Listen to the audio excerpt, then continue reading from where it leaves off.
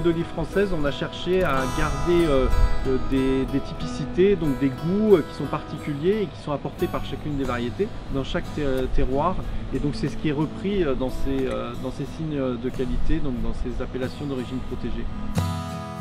Il faut absolument qu'on arrive à éduquer le consommateur, à faire connaître ses goûts, parce que la France n'est pas forcément connue comme un pays producteur d'huile d'olive.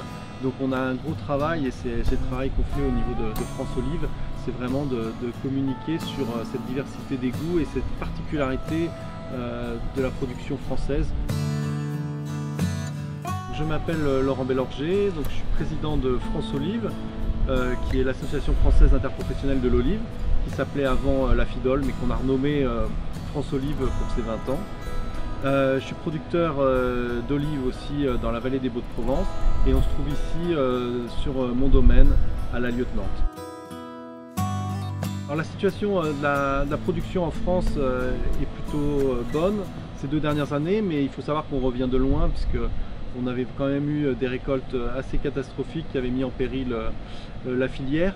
Mais ça fait 2 ans qu'on a des récoltes qui sont satisfaisantes, avec une production de 6000 tonnes à peu près d'huile d'olive l'année dernière, et cette année on était à 5500 tonnes.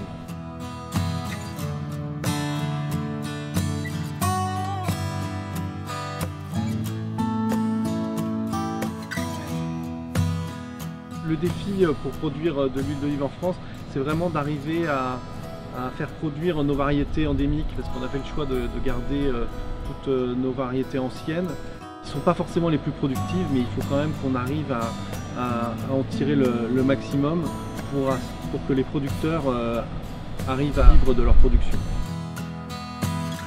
Aujourd'hui, la moyenne de production, elle est de 250 litres hectare, et je pense vraiment qu'on pourrait doubler cette productivité du verger sans y perdre en goût, sans y perdre son âme. Il ne s'agit pas d'arriver à des productions industrielles, mais déjà, rien qu'en accompagnant mieux les producteurs, formation des producteurs sur la taille, sur l'irrigation, sur la fertilisation, et puis aussi en finançant des recherches.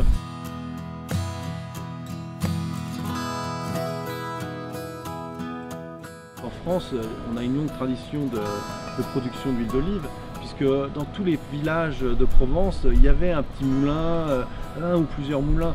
Donc il y avait vraiment des oliviers partout, c'était vraiment un arbre symbolique de la Provence.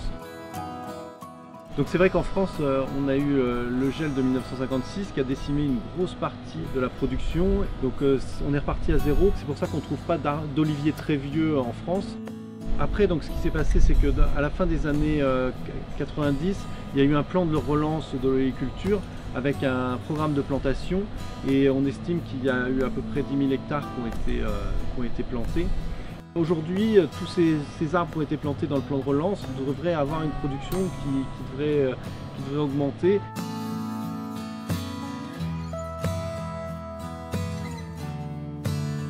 Moi j'ai repris le verger au décès de mon père en 2001, mais avant c'est vrai que je travaillais plutôt dans la finance, je travaillais dans une banque au Luxembourg. J'ai fait le choix de venir m'en occuper et d'essayer de percer le mystère de cet arbre magnifique, mais qui parfois ne fait pas exactement ce qu'on veut.